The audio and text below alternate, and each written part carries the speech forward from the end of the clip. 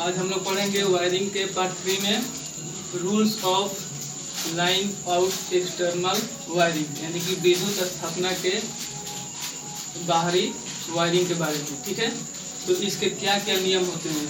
तो इसमें क्या होता है कि पहले हम मान लीजिए कोई भवन, इमारत या कंपनी, औद्योगिक कंपनी या इंडस्ट्रियल क्षेत्र हो, उसमें जब हम वायरिंग करते हैं कुछ, तो उसमें कुछ BIS ब्यूरो ऑफ स्टैंडर्ड नियम के अनुसार कुछ नियम को पालन करना पड़ता है।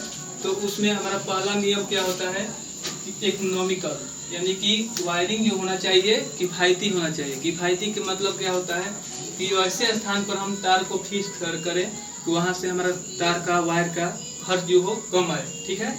दूसरा हमारा होता है ड्यूरेबिलिटी, यानी कि टिकाऊपन। टिकाऊपन का मतलब होता है कि वायरिंग जो हो इस प्रकार का किया हुआ हो जो मजबूत हो। उसके लिए हमारा जो तार का क्वालिटी होना चाहिए, स्विच हो या सॉकेट हो, होल्डर हो, जितना एसोसीरीज लगता है वो सब एसोसीरीज एक BIS यानी कि एक ISI मार्का का होना चाहिए जो हमारा अधिक समय तक टिकाऊ रहे। ये दो नियम हुआ। तीसरा जो होता है अपीयरेंस, यानी कि दिखावट, यानी वायरिंग का मतलब ये होता है कि सजावट होना चाहिए, यानी उसको सजाना होता है। तो वो देखने में वैसा वायरिंग होना चाहिए जो देखने में खूबसूरत लगे, या अंडरग्राउंड हो या बाहर से हो, और उसका जो जितना नियम होता है उस नियम के अनुसार ही उसको स्थापित करना चाहिए। तीसरा है प्रोटेक्टेड अगेंस्ट फायर, यानी अग्नि से सुरक्षित। अग्नि से सुरक्षित का मतलब क्या हुआ कि बाहरी अग्नि से नहीं, जब उसके अंदर जब हम किसी वायर को जोड़ते हैं, जहाँ पर ज्वाइंट बनाते हैं, तो उस ज्वाइंट में तो इस प्रकार का ज्वाइंट होना चाहिए जहाँ पर स्पार्किंग क्रिया न हो पाए। स्पार्किंग के कारण उसमें क्या होता है, शॉर्ट सर्किट होने की अधिक संभावनाएं होती है, जिससे भवन इमारत में आग लग सकती है। तो ये अग्नि से सुरक्षित का मतलब होना चाहिए कि ज्वाइंट होना चाहिए, जो हमारा ज्वाइंट का नियम है उस नियम के अनुसार ही जुड़ना चाहिए। जैसे स्टेट ज्वाइंट होता है, C ज्वाइंट होता है, मैरिट ज्वाइंट होता है, उसके हिसाब से ही तार को स्थापित करना चाहिए। उसके बाद हमारा लाइफ आयु।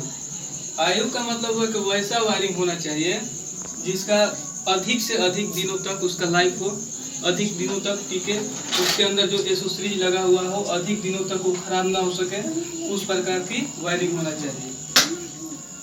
उसके बाद छठा पॉइंट है हमारा सेफ। सेफ यानी सुरक्षा। ठीक है, सुरक्षा का मतलब होता है, सुरक्षित का मतलब होता है कि उसके अंदर वैसा हम उपकरण नहीं लगाएंगे कि जिसके ऊपर से विद्युत का झटका महसूस होने लगे, यानी कि अर्थिंग लेने लगे, या उसका इंसुलेशन खराब हो। इंसुलेशन खराब होने के कारण स्विच हो या सॉकेट हो, उसमें हम लोड जब डालते हैं तो उसका सॉकेट या स्विच जल जाता है। तो वैसा हमारा उपकरण नहीं लगाना चाहिए। ठीक है। उसके बाद 7वां नंबर है सुविधाजनक। सुविधाजनक का मतलब हुआ कि उस वैसे स्थान पर स्विच, सॉकेट, एसोसीरीज जो होता है, उप एसोसीरीज होता है, स्विच, सॉकेट, होल्डर, इस सबको इस स्थान पर फिक्स करना चाहिए।